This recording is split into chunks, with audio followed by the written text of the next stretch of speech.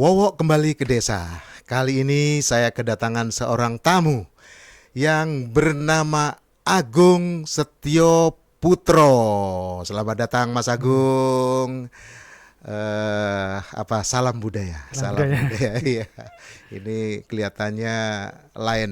Tamu saya kali ini masih muda Hmm. dan gondrong. Ya, sebelum kita mulai dengan topik yang cukup hangat di kalangan seniman dan budayawan Banyuwangi, Hmm. yaitu keris, keris sebagai budaya Nusantara. Kita terlebih dahulu berkenalan dengan siapa sosok yang ada di depan saya kali ini, Agung Setio Putro. Ya, setahu saya, Mas Agung, yang setahu saya ini, Hmm. Mas Agung ini adalah ketua Forum Budaya Purnama Banyuwangi. Ya. Forum Budaya Purnama Banyuwangi. Dan Mas Agung Setio ini adalah anggota dari KOPAT, yaitu Komunitas Osing Pelestari Adat dan Tradisi. Hmm. Nah, dari perkenalan-perkenalan itulah, dari seringnya silaturahmi, Yeah.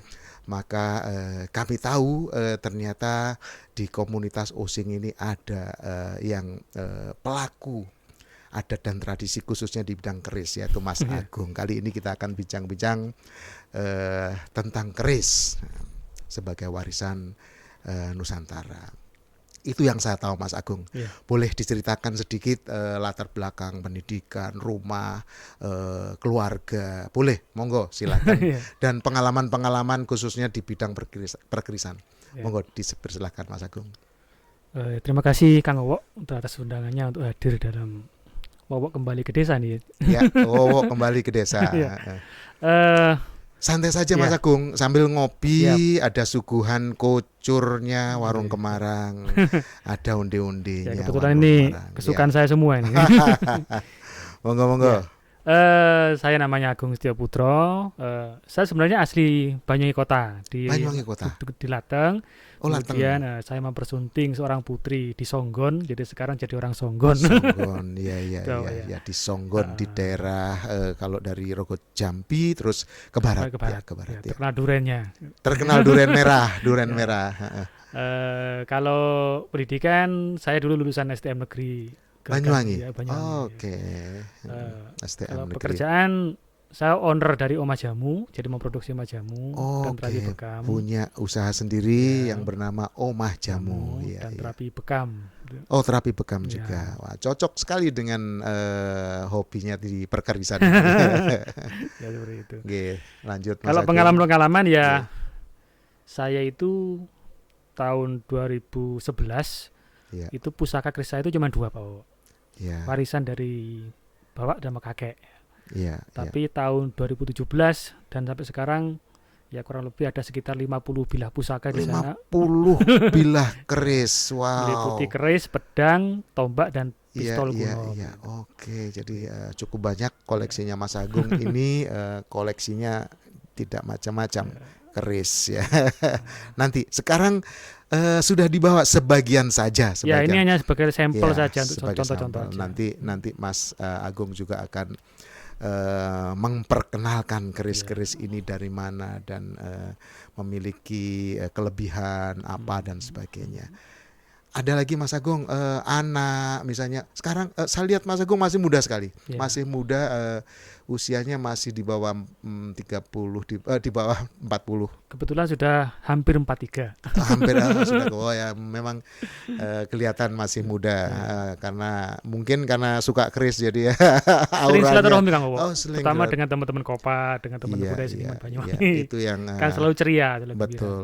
Salah satu keuntungan silaturahmi adalah rezeki itu bisa kesehatan, Ya. bisa Kebahagiaan. awet muda, Ya. kata sering. Iya, Mas Agung, jadi mari diperkenalkan. Saya ingin tahu nih, apa sih keris ini? Banyak yang tidak tahu, baik teman di komunitas Osing Pelestari Adat juga kadang-kadang masih salah kaprah dengan keris. Jadi saya ingin Mas Agung menjelaskan apa keris itu. Ya. Apa keris itu? Jadi keris itu secara garis besar adalah senjata khas Nusantara. Senjata Khas khas Nusantara. Nusantara. Kenapa saya sebut Nusantara? Indonesia, seluruh Indonesia. Indonesia. Oh, mulai Ya. Sabang, Ya, saya Merauke. katakan begini. Ya, ya. Memang secara umum keris itu identik dengan Jawa. Ya. Identik dengan Jawa. Tapi pada kenyataannya di Sumatera itu ada keris, Kang Owo. Iya, Namanya ada. keris Bangkinang. Iya, dekat di Riau, Sumatera Barat, keris di Bangkinang Riau yang- pun punya. Ya, dekat itu namanya Bangkinang. Iya. Dengan keris Bangkinang. Iya, Di Bali ada keris yang khas Bali. Bali juga punya. Lombok, Bima itu ada keris khas yang tidak sama dengan Jawa. Bahkan di Batak pun saya pernah Batak punya. keris. Saya punya Ya. sampai sekarang Di saya Filipina simpan. pun itu Oh, ada keris Filipina. namanya Sundang. Ya. Sundang. Di Filipina, Brunei, kemudian negara-negara Malaysia itu sekarang masih melestarikan tentang keris. Iya, iya. Termasuk Banyuwangi ini sebenarnya ada keris namanya keris Tangguh Blambangan. Iya, jadi sebagai senjata Senjata khas khas. juga tidak hanya senjata. Kalau keris ini tidak senjata tapi sebagai bagian dari pakaian atau sandangan dari salah suku-suku di Indonesia atau di Nusantara ini. Iya, iya, iya. Bagian dari penampilan seperti itu ya. Iya, Kostum, saya lihat di baju adat, baju adat. osing, baju adat Jawa, baju adat Sumatera, baju adat yang ada di Sumatera Barat, baju adat di Palembang, baju adat di bahkan di Batak juga menggunakan keris, ya. menggunakan keris. Dan keris ini memang bentuknya senjata, tetapi tidak semuanya keris itu digunakan untuk sebagai untuk membunuh atau menikam. Ya. Kadang digunakan kalau dalam Jawa itu adalah sebagai ageman, sebagai piandel untuk menambah percaya diri. Oh, iya, tidak semuanya keris itu digunakan untuk bertarung. Betul. Jadi ada teman saya juga memiliki keris dan saya pernah dikasih tahu ini keris apa? Dia bilang keris tandung musuh. Tundung musuh. Jadi dengan memegang keris ini dia percaya diri. Nggak ada orang yang mau menyakiti dia, nggak ada yang mau jadi musuh dengan dia, sehingga dia banyak temannya untuk kepercayaan diri. Wow, nanti kita singgung. Ini baru-baru Mas Agung, saya dengar keris di Indonesia ini sudah diakui oleh UNESCO. Gimana nih ceritanya, Mas Agung? Jadi keris itu ya mohon maaf sebelumnya karena memang ada negeri tetangga yang sering mengklaim budaya kita, batik, lagu termasuk keris. Maka para pegiat budaya terutama di perkerisan ini mengupayakan agar keris ini menjadi harta warisan dunia dan menjadi ciri khas dari Indonesia. Oh iya, maka hak kekayaan intelektualnya sudah diakui oleh UNESCO. Jadi sejak tahun 2005 itu sudah diakui dunia sebagai harta kekayaan dunia yang menjadi ciri khas dari Indonesia. Ya, menjadi haki atau hak kekayaan intelektual milik Indonesia. Oh, itu rupanya. Ya, jadi biar tidak diklaim sama negara lain. Tidak diklaim oleh negara-negara lain atau ya tetangga ya. Baik, keris yang saya lihat itu ada nilai-nilainya ya. Oh, ya. Ada kadang-kadang ada keris yang lekuknya macam-macam, ada yang 3, 7. Kebanyakan ganjil Ya, 5, 1, 3, 5, 7, 9 punya 13. Ya, terus ada pegangannya yang bengkok, pegangannya yang lurus, ada yang itu memiliki nilai-nilai apa kira-kira Mas Agung yang Mas Agung ketahui? Ya, jadi di sinilah uniknya tentang perkerisan ya Pak Kang. Ya, jadi keris ini adalah senjata khas dari Indonesia, tetapi di sini tidak sekedar baja yang ditempa untuk menjadi tajam. Jadi khususnya di Nusantara, khususnya di Jawa ya, keris ini ada klasifikasinya, ada penempatannya. Jadi contoh keris ini ya, itu terdiri untuk warangkanya saja tempatnya. Ini namanya warangka. Warangkanya ini terdiri dari beberapa macam. Ya. Jadi kalau secara garis besar, keris itu terbagi menjadi warangka ladrang, gayaman, dan sandang walekat. Nah ini sandang walekat ini. Nah ini sandang walekat. Ya. Warangka itu termasuk yang bawahnya enggak? Warangka ini tempatnya pusaka ini. Oh, termasuk ke bawahnya. Tempatnya di bawahnya. Nah kalau kita ke acara resmi itu kita menggunakan ini yang ladrang namanya. Ladrang. Ya. tidak boleh pakai yang seperti perahu ya Mas ya. ya tidak boleh seperti pakai yang ini. Nah, ini kurang sopan Kang Bowo. Nah, Oh, oke. ya, Ibu. Jadi kalau acara santai silaturahmi biasa pakai yang ini, warangkanya ini. Orang yang santai yang bulat, gayaman ini. gayaman. Nah, Kalau kalau acara resmi resmi itu menggunakan yang kebesar aja ladrang. lah untuk acara kebesaran. Kawinan, Ya. berkunjung kepada pejabat itu menggunakan Ladrang. ladrang ini. Oh, Nah, lebih runcing. ya. Ya. Ladrang pun terbagi menjadi ladrang Solo, Braga Jogja. Ini Solo, ini Jogja. Apa bedanya Mas? Bedanya sama ini, sama daunnya nih, Pak. Oh, Ya, daunnya. Ini kan agak lengkung gini ya. Kalau Ya. Solo ini seperti ini anunya. Agak melengkung gini anunya. Oh, Solo lebih melengkung Nah, ya. terus ini agak apa biasa seperti itu, tidak seperti Solo. Oh, Solo Makanya. lebih melengkung ya. Madura lain lagi, Madura seperti perahu. Oh, Ini seperti perahu. Madura warangkanya. Iya, iya, iya. Nah, ini baru berbicara warangka. Mirip ya Mas ya. Mirip, Ya, tapi ya. ini agak lebar ini ya, bawahnya. bawahnya agak lebar. Tulik khas Madura. Ya. Nah, itu baru warangka. Kemudian bilahnya, keris ini di bilahnya ini kalau boleh saya buka ya. Cuma pegangnya dulu ya. Pegangannya pun ini juga ada filosofinya Kang Bowo. Iya, iya. Oh, Jadi, pegangannya. Pegangannya ini ada sirawingking, ini ada wetengan, ada apa? Potro pun terbagi lagi menjadi potro ageng, potro di dalamnya, Oh, ukirannya di dalamnya ada janggut ukirannya. gitu ya. Ada janggut. Ya. Jadi pegangannya banyak penjelasannya, warangkaman juga begitu. Iya. Nah, Cara membuka pun harus banyak terjadi salah kaprah, keris itu dicabut begini ya. Itu salah. Ya, karena kalau pas keris yang sepuh ini bisa patah. Iya, iya. Maka iya. cara mencabut keris yang berat adalah harus di atas. ke atas, yang naik itu warangkanya. Oh, warangkanya naik ke Nah, atas. nah. Iya. Nah, ini keris utuh buat pembelajaran Kang Bowo.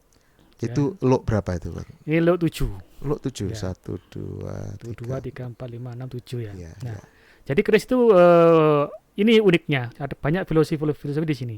Jadi keris itu gak sekedar besi yang ditempa, tajam tidak, tapi ada syarat dengan simbol. Iya, iya. Namanya rician. Nah, Rician. jadi orang itu membaca keris itu dari riciannya ketemu ini keris apa namanya, fungsinya untuk apa gitu ya. Nah, di sini ada namanya greneng Kang Bowo ya. Iya. Greneng, kemudian ada sogokan, ada lambe gajah, ada kembang kacang, kemudian ada odo-odo dan segala macam. Jadi keris itu ada aja seperti itu. Iya, Nah, ini iya, istimewanya dan memiliki filosofi sendiri-sendiri. Dan keris Iya, ini dibagi. Di sini ada namanya gonjo Kang Bowo. Gonjo. Gonjo. Gonjo ini ada beberapa wilayahnya dan ini terpisah dengan wilahan ini. Jadi wilahan ini terbagi 3. Bilahnya ini, Bilahnya. gonjo dan peksi. Peksi ini yang tertanam di pegangannya ini. Yang tertanam di pegangannya, ya. peksi. Ya, kemudian ada aksesorisnya, ada metuk, kemudian ada yang mentol, biasanya itu namanya selut. Saya belum tidak pakai, dan deder ini. Deder. Ya, itu Selut deder di bawahnya. metuk, ini kostumnya keris di situ. Iya, Wah, iya, warangkanya juga seperti itu. Kalau warangkanya nanti kayunya terbagi menjadi ada kayu asem, timoho, itu memiliki pasar tersendiri, tersendiri. Bahan kayunya itu ya. Ya, itu dari segi apa ya, sandangannya ya. Belum bahannya Kang Bowo.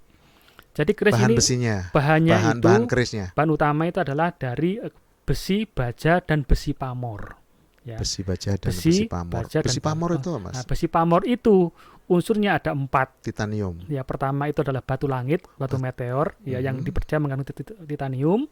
Kedua adalah nikel. Ketiga adalah senyawa besi dengan besi lainnya. Yang keempat senyawa besi dengan unsur logam dari daerah lain.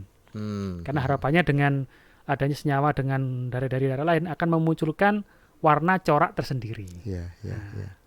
Terus bahannya dilebur jadi satu ya. Ditempa menjadi beberapa lipatan dengan pandai besinya. Jadi keris itu Kang Bowo, ritualnya itu begini. Pertama kalau jenengan mau ke rumahnya empu mau pesan ke keris itu ada selamatannya dulu. Oh iya, iya. Hajatnya dulu. Ya, saya pesan keris ini untuk ini misalkan ya, katakanlah untuk penglaris atau mungkin untuk keselamatan. Ya. Nanti jenengan akan tundung tundung musuh tadi. Ya, tundung musuh ya. Nanti empu ini menerima, dihitung. Biasanya dihitung sama wetonnya. Lahir sekian, terus dihitung panjang tangannya ketemu. Berarti Kang Bowo harus beli keris. Dapur itu modelnya, dapur ini pamor ini, ketemu itu. Nah, setelah itu kemudian muncullah ubi rampe. Ubi rampe itu saji. Jangan harus menyediakan ini dan itu segala macam kan tidak sama ya. Nah, setelah terjadi seperti itu kesepakatan, kemudian mahar berapa. Di sini tidak diperkenalkan harganya berapa, kurang sopan. Mahar berapa. Setelah itu kemudian dikerjakanlah oleh empu tadi. Nah, empu ini nanti menyampaikan kepada pandai kerisnya atau pandai besinya. Nah, ini yang bertugas untuk mengolah seni tempat logam. Keris itu kalau dengan yang bersifat sederhana ya, itu kurang lebih paling tidak ada 64 tempahan. 64 pukulan ya. Pukulan. Kemudian kalau yang istimewa sekitar sampai 200 lebih tempahan. Wow. Lipatan maksudnya gitu. Nah, iya ya, dipukul ketika panas ya, ketika panas. Setiap hitungan tertentu nanti empunya akan datang mengembuskan doa-doa untuk hajatnya itu tadi. Nah, setelah jadi, kemudian sama empu di finishing dikasih mantra-mantra, kemudian diserahkan kepada merangi. Merangi ini yang bagian bikin warangka sama sini ukir. Dibikinkan ladrang, apa namanya, gayaman segala macam. Nah, kemudian jadi diserahkan kepada pemiliknya pada hari yang tertentu. Ngukirnya Mas, itu saya lihat ngukirnya ketika panas atau ketika sudah menjadi? Kalau dibilahnya itu menggunakan ya di saat ini ada teknik logamnya, mungkin saat panas mungkin. Saat panas ya. Jadi memang diukir. Kelebihan dari keris ini ada teknik tempa, teknik ukir, dan teknik simbol-simbol itu, teknik pengelolaan logam. Makanya luar biasanya keris itu di situ. Iya, jadi ternyata tidak sesimpel yang saya bayangkan untuk membuat keris. Saya kebayang ketika saya waktu awal-awal main golf terus ya mulai dari pemula udah mulai semangat menjadi saya pesan stick golf itu khusus mirip ini, diukur tinggi badan saya, disuruh swing berapa tenaga saya, terus akhirnya mereka menentukan berapa persen titaniumnya, berapa besinya, ukurannya, dan ya termasuk kemiringan-kemiringan dari semua itu baru ditentukan dan jadilah keris untuk golf. Jadi rupanya serumit itu ya. Dan teknik ini sudah dikerjakan pada abad 6 dan 7 oleh nenek moyang kita. 6 dan 7 sudah. Jadi zaman Borobudur sudah ada muncul keris betok itu. Iya, jadi sudah cukup lama pengetahuan pembuatan keris ini yang cukup rumit, disesuaikan dengan weton, ya disesuaikan dengan tinggi badan dan tujuannya untuk apa. Wow, ini benar-benar suatu kenapa makanya keris itu dijadikan warisan budaya sehingga ya karena itu hasil karya budidaya manusia yang karena ketika benua Amerika baru ditemukan, nenek moyang kita sudah menguasai teknik pengelolaan logam dan seni ukir. Pengelolaan logam dan sangat rumit itu kalau dilihat baik rongkonya maupun dadarnya, bilanya itu banyak macamnya. Wow, keren sekali. Nah, Mas Agung, saya tanya nih, apa nih kalau Mas Agung mempelajari keris, apa bedanya nih dengan saya juga tahu pedang, ya kan sering di acara-acara atau itu ada yang namanya pedang, kemudian ada katana. Kalau orang Jepang itu katana ya, samurai. Ya, dan sekarang pun sudah dicetakkan juga seperti pistol, senjata juga itu senjata khas juga dari negara modern. Apa kira-kira istimewanya keris ini dibanding senjata yang tadi, bedanya? Iya. Jadi kalau pedang, tombak dan non keris ya itu kebanyakan semata-mata sebagai senjata tajam dan untuk membunuh atau menumpas lawan. Ya. Kalau keris ini peruntukannya macam-macam. Jadi yang pertama satu memang sebagai sandangan ya, sebagai bagian dari pakaian adat suku di Indonesia. Pakaian tradisional. Yang kedua sebagai piandel, menambah percaya diri. Ya, yang tadi untuk kepercayaan diri. Yang ketiga ini juga sebagai sebagai legitimasi suatu kerajaan dulu zaman negara itu. Jadi ada kerajaan itu yang bahwa tanda siapa yang megang keris itu adalah berarti dia yang berhak untuk menggantikan raja. Iya, simbol sebagai untuk kemudian zaman dulu diceritakan pada tradisi Jawa, keris ini bisa menggantikan mempelai pria bila berhalangan hadir pada saat pernikahan. Wow, Ya, seperti itu, bisa Kang. apabila pria Sedang sedang tugas di luar kota berperang atau dan ini ada keris bisa mewakili keris yang dimiliki mewakili untuk dikawinkan bersama dengan mempelai perempuannya. mempelai wanita. Nah, kemu- Oh, sampai ke kemudian situ. zaman dulu itu seorang raja tidak mau menemui seseorang yang tidak membawa keris darinya. Gitu. Oh, sebagai password. Di password ya. Jadi gini, Jawa sekarang. yang sering dikatakan Sebagai zaman Mataram kode. ya, Sultan Agung itu kan banyak memberikan awards kepada Ya, para ya. senopati, para Mhm. panglima yang telah berprestasi dengan keris Kinatah Mas. Ya. Nah, apabila ada yang tamu yang menghadap Sultan Agung, ya itu tidak akan menemui kalau tidak tidak ada karunia keris ini seperti Kerisnya. itu. Oh, Sebagai sampai tanda apa? Mungkin kelas ya, prestis seperti itu. iya, iya. Mas Agung, santai dulu, Ah, kita ngopi dulu. siap. Ini ada kucurnya Warung Iya, iya. Kemarang yang best seller. Ini best seller di Warung Kemarang, Iya. kucurnya. Dan ini onde-onde juga banyak digemari. Ayu onde-ondenya. Mari Iya. dinikmati. Iya, Ayo, iya, iya, saya dicoba. ngopi dulu. Saya ngopi dulu, Mas Agung. Ya, seperti itu. Ini kopi Warung Kemarang hanya 5.000, hanya 5.000 rupiah. Kopi Ndeso, kopi hitam. Saya nikmati dulu. Wow, nikmat sekali kopi. Kalau saya tambah dengan ini Mas Agung, Apa itu? gula aren. Oh, gula aren. Gula aren hanya aromanya supaya ada kopinya, terus ada arennya Iya. khas Wong Using. Musing. Bukan gula kelapa Mas Agung, Ya, gula saya aren. tahu, saya Jadi tahu. rasanya Berbeda dengan gula kelapa. berbeda, agak gurih-gurih manis gitu. Selain itu katanya glukosanya itu lebih sedikit dibanding gula putih dengan kemanisan yang sama, kata penelitian. Mari Mas Agung kita Ya, lanjutkan lagi. siap. Sekarang langsung kepada praktisi. Mas Agung kan menjadi ketua Forum Budaya Purnama ya. Budaya Purnama itu kegiatannya apa sih Mas Agung? Wah. Ya, jadi gini Pak. Jadi Purnama itu akronim dari campur nanging manunggal. Purnama, campur Nanging manunggal. Campur manunggal. Iya, iya. Jadi kenapa seperti itu? Karena memang anggota Purnama itu kan terdiri dengan latar belakang berbeda.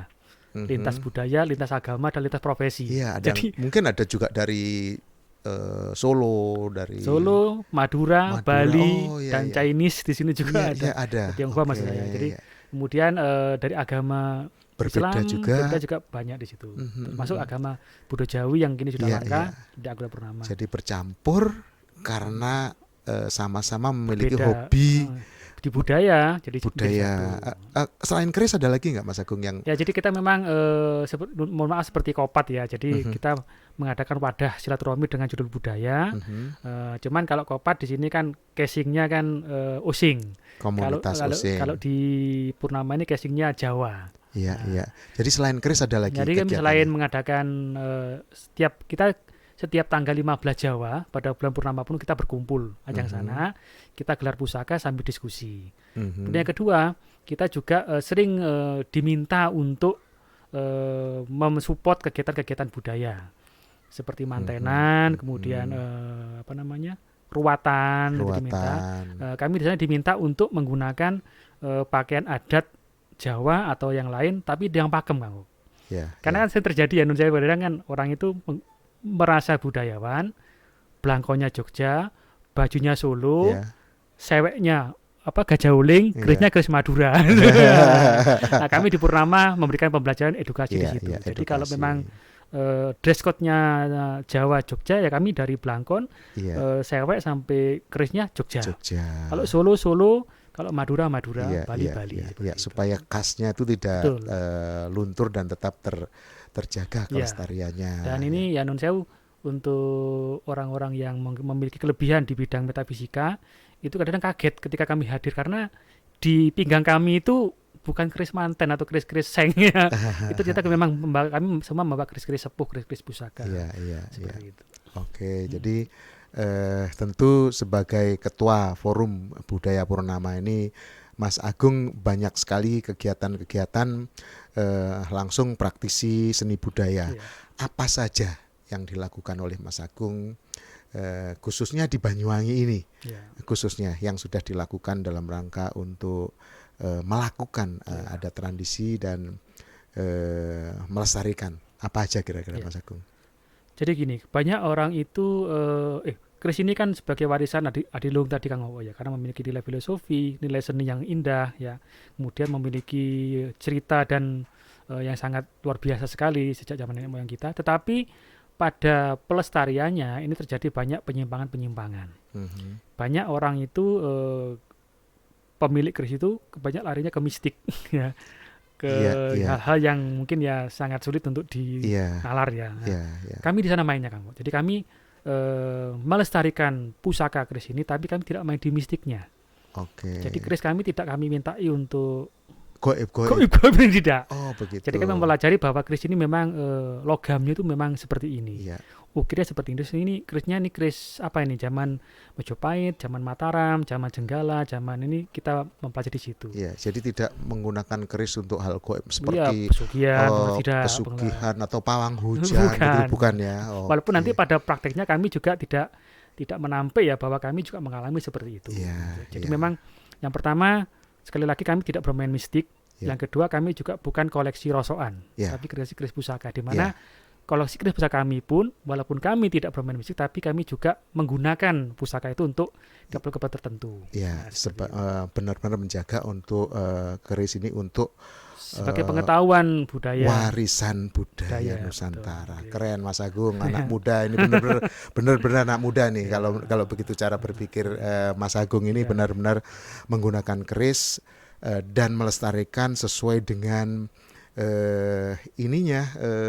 keperuntukannya itu adalah warisan, pusaka warisan budaya Nusantara, bukan yang mistis-mistis ya. Kalau yang mistis, goib dan lain mungkin ada grup yang lain ya. Dulu itu anggota kami kalau mencabut keris takut karena takut. Kami sekarang tidak ya, tanpa mengurangi rasa hormat kami kepada nenek moyang, tapi kami tetap menggunakan aturan-aturan. Ya kami walaupun anak muda pun kami kasih kesempatan untuk membuka keris, melihat-lihat dan bertanya. Kemudian dulu kalau mencuci keris itu bingung harus pakai ini, sekarang tidak. Kami sesuaikan dengan apa yang simpul nggak kayak ubi rampe ya, itu kami sesuaikan dengan maknanya. Karena nenek moyang kita itu kan ubi rampenya nilai-nilainya kan tidak sembarangan. Ada simbol-simbol. Kemudian cara mencucinya pun kami sesuaikan dengan tinggalan dari nenek moyang tadi. Jadi enggak ngawur. Tapi kami paham kenapa kok harus pakai jeruk, kenapa kok harus pakai karena ini. Ada asam yang memang karat-karat itu bisa hilang. Kenapa kok harus pakai rai rendam kelapa. Kami melakukan karena kami memang tahu, bukan karena pokoknya ngono bukan. Itu kami lakukan di dalam Wah, ini benar-benar milenial ini Mas Agung. Pecinta keris yang sudah milenial. Jadi dan ingin melestarikan dan meneruskannya. Mas Agung, yang saya dengar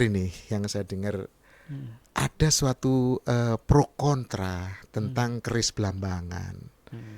Pertanyaan saya adalah ada nggak nih? Apakah benar atau mengada-ada atau bagaimana keris Blambangan? Gimana menurut Mas Agung? Kalau saya katakan itu ada. Keris Blambangan ada ya. Dasarnya pertama dari catatan sejarah, yang kedua bendanya ada. Iya. Catatan sejarah mana kira-kira kalau boleh Mas Agung? Dikisahkan dari salah satu buku sejarah, saya lupa namanya itu ya, yang menyalin dari Leiden. Jadi dikisahkan pada waktu itu Pangeran Danuningrat ketika sebelum peristiwa Seseh, sebelum dia dihukum kan Pangeran gini. Salah satu raja Blambangan bernama Pangeran Danuningrat itu dikisahkan dihukum oleh Mengwi. Ya, karena pada peristiwa penggetasan di Blambangan di Rego Jambi sekarang itu. Nah, ketika dia sebelum dieksekusi, dia kepada abdi dalamnya ya, pengikutnya menyerahkan keris Ibaru Sangkali. Nah, untuk disampaikan kepada adiknya bernama Wong Agung Wilis. Kira-kira abad 17-18 ya. Seperti itu ya. Keris Ibaru Sangkali ini adalah keris sebagai bentuk legitimasi kerajaan Blambangan. Makanya ketika Wong Agung Wilis kembali ke Blambangan, dia merangkul rakyat untuk melawan Belanda. Rakyat bertanya, apa hak kamu mau memimpin kami? Nah, ditujukanlah keris Ibaru Sangkali ini, kemudian keris cincin Menduko Ijo dan Umbul-umbul Sunangkoro. Jadi apa aja yang ada keris Blambangan? Ibarusan Kali, Ibaruasan Kali itu yang di Pangeran Danoningrat ya. Kemudian Prabu Danarjo juga punya keris namanya Sanggabuana. Sanggabuana. Kemudian Ki Bagus Wangsakarya itu konon pusakanya adalah keris gagak. Keris yang gagak ada perang undur-undur itu. Ya. Jadi keris itu dimunculkan dalam cerita sejarah Blambangan. Ya, keris gagak juga saya pernah mendengar, melihat bendanya juga. Kemudian dari segi bendanya, untuk teman-teman arkeolog dan sejarawan itu banyak sekali menemukan temuan keris di daerah Banyuwangi yang dulunya itu adalah bernama Blambangan. Oke, jadi kalau ditanya ada keris Blambangan ada. Oke, Mas Agung, keren sekali, senang sekali bisa bincang-bincang dengan Mas Agung ya. Boleh saya sebut ahli keris nanti, Mas Agung. Terima kasih. Nanti di Kopat nanti kami mengumpulkan para ahli-ahli seni dan budaya atau disebut maestro atau dalam bahasa Inggrisnya expert di bidangnya. Jadi kami akan libatkan Mas Agung di komunitas Kopat nanti sebagai ahli keris karena Kopat itu harus bertanggung jawab kalau ada tetangga atau siapa yang belum paham harus bisa paham seperti sekarang ini. Mas Agung bisa menjelaskan tentang keris dan ada bukti-bukti nyata yang sudah dilakukan. Baik, yang terakhir Mas Agung, yang terakhir nih ya, apa harapannya Mas Agung khususnya dalam melestarikan perkerisan ini? Harapannya kepada masyarakat, kepada generasi muda. Generasi muda itu udah jarang banget yang mau belajar apa keris dan sebagainya ya. Mereka ngegame aja sekarang banyak itu main game. Kemudian juga bagi pemerintah, bagi masyarakat, bagi anak-anak generasi penerus, apa kira-kira saran Mas Agung masukannya agar keris ini tetap terjaga, UNESCO juga ikut bangga telah mengakui bahwa keris ini sebagai warisan budaya Nusantara. Kalau harapan saya cenderung ke budaya Kang Owo ya. Jadi banyak sekali di Rawakarta mengaku sebagai pegiat budaya, ahli budaya atau mungkin budayawan, tapi ternyata nggak paham betul dengan budaya yang diuri-uri. Maka saya mengharap untuk generasi muda, kalau Anda ingin berbudaya, maka berbudayalah yang benar. Artinya apa? Yang dilestarikan ini Anda benar-benar paham dan mengetahui. Bukan sekedar kalau banyak itu cari paman. Pokoknya gedigu, jangan seperti itu. Mari belajar, mumpung ada kaum sepuh-sepuh atau para ahli yang mungkin bisa ditanya. Jadi pesan saya adalah berbudayalah dengan benar. Keren sekali Mas Agung, terima kasih. Nih, tadi sudah terakhir, sini paling terakhir. Saya ingin Mas Agung jelasin, ini sudah dibawa ke sini nih 1, 2, 3, 4, 5, 6. Ada 9 bilah.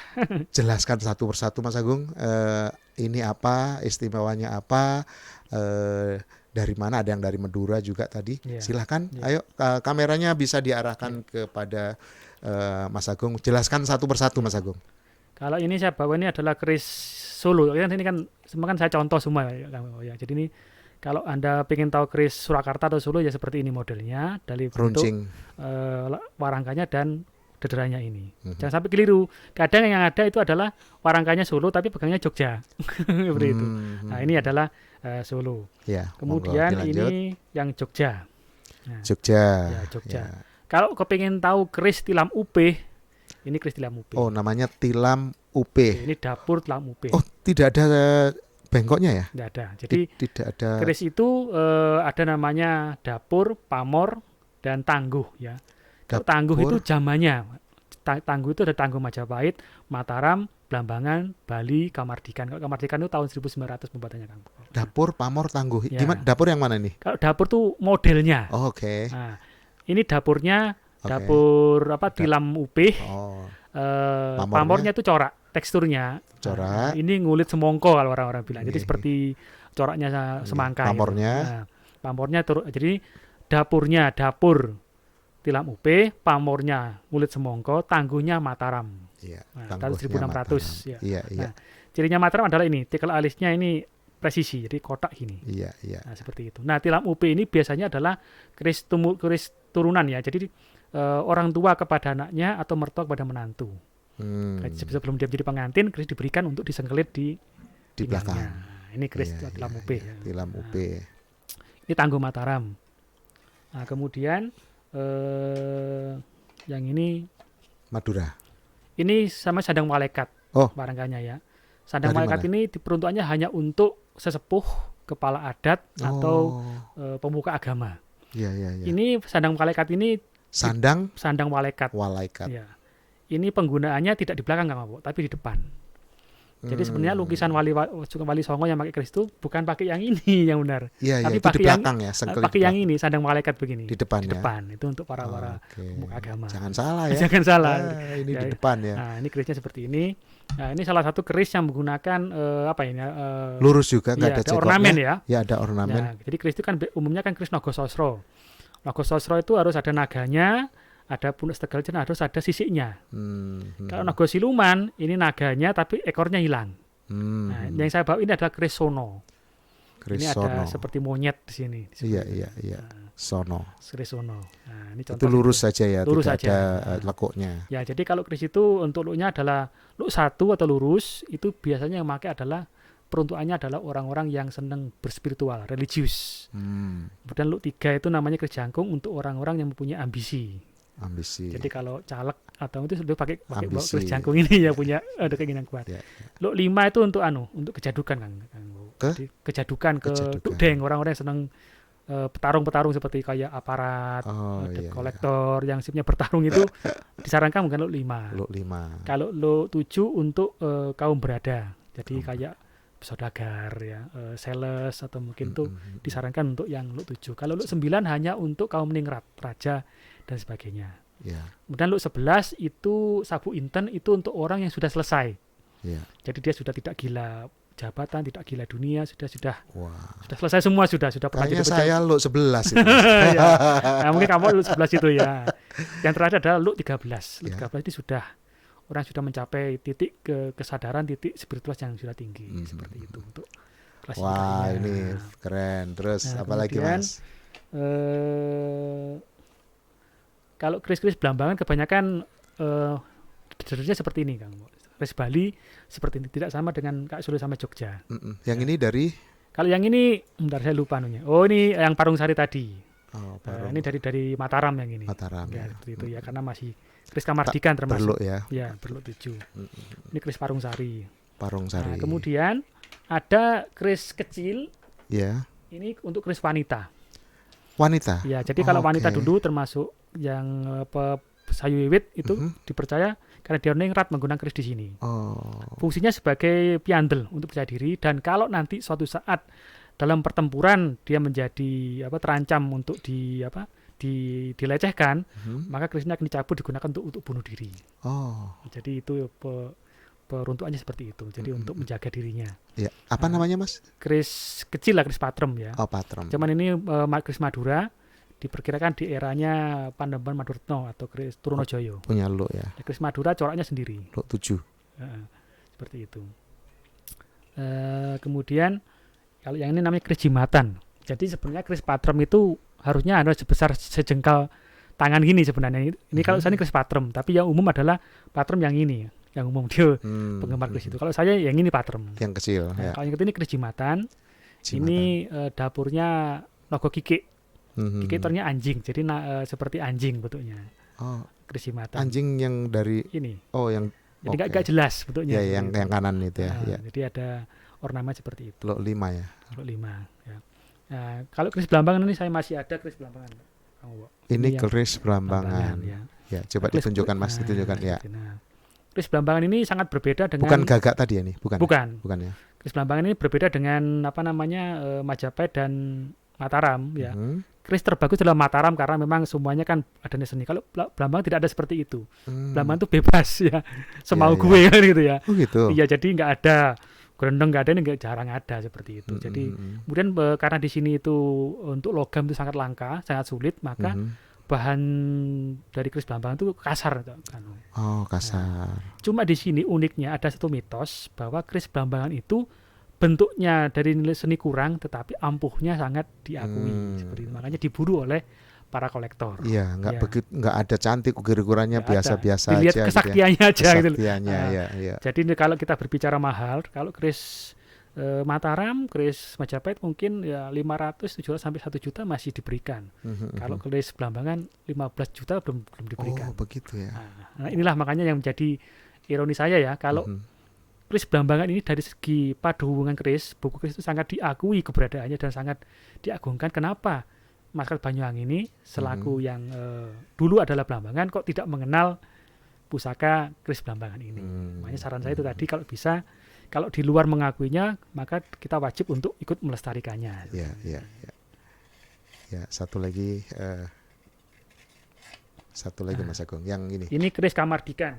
Kamardikan. Keris Kamardikan itu adalah keris yang dibuat pada tahun 1900-an. Ya, termasuk sekarang ini keris 1900-an. Kamardikan ya. Ini keris luruh, keris lurus dengan pamornya Melati Rinonce. Melati Rinonce. Ini Itu yang bulat-bulat itu ya, seperti melati yang dirangkai ya. Oh, seperti melati Melati Rinonce dirangkai. ini diperuntukkan untuk para pejabat. Jadi bupati, pedono, camat, seperti itu. Diharapkan nanti kekuasaannya bisa langgeng. Melati Ya, Rinonce. jadi keris Kamardikan sama keris Cepu itu beda Kang Uwo. Kalau keris Kamardikan itu nikel, yang putih kan nikel ya. Nikel Nikel. ini seperti nempel. Ya, tetapi bentuk gambar itu. Ada bentuk gambar. Iya. Tapi nikelnya seperti nempel, seperti ditempel kakak stiker. Kalau keris yang Cepu itu nikelnya itu seperti menyatu dengan besinya itu. Kerisnya ini. Wow, udah kebayang nih begitu susahnya Pembuatan pusaka. pembuatan. Baik, itulah Mas Agung sudah memberikan beberapa contoh tentang keris-keris yang sudah dibawa. Jadi namun demikian, apabila ada teman-teman atau masyarakat yang ingin tahu lebih detail bagaimana tentang keris dan bagaimana nilai-nilainya, dan juga bagaimana keris itu bisa menjadikan percaya diri dan sebagainya, Mas Agung memiliki tempat yang bisa dikunjungi atau bisa didatangi untuk konsultasi lebih lanjut? Kalau dulu para teman-teman mahasiswa ya, kemudian teman-teman budaya kebanyakan ke rumah saya di Balak Songgon. Di Balak Songgon. Kalau sekarang karena saya sudah kenal dengan Kang Wowo, bisa mengundang saya di warung Kemarang. Bisa melalui Wowo Kembali ke Desa. Iya. Nanti pasti saya akan sama-sama Menghubungi. siapapun menghubungi Mas Agung, dan kita bisa minum kopi di Songgon Siap. atau di warung Kemarang, Kemarang. mau gesah tentang Biar. keris juga Iya, boleh. iya. Baik, itulah bincang-bincang saya dengan Mas Agung Setio Putro. Yang bisa saya boleh sebut adalah seorang maestro seni perkerisan di Nusantara, khususnya di Banyuwangi. Terima kasih Mas Agung, sampai jumpa di lain kesempatan dan silaturahmi yang akan datang. Siap, terima kasih. Stay tune bersama Wowo Kembali ke Desa.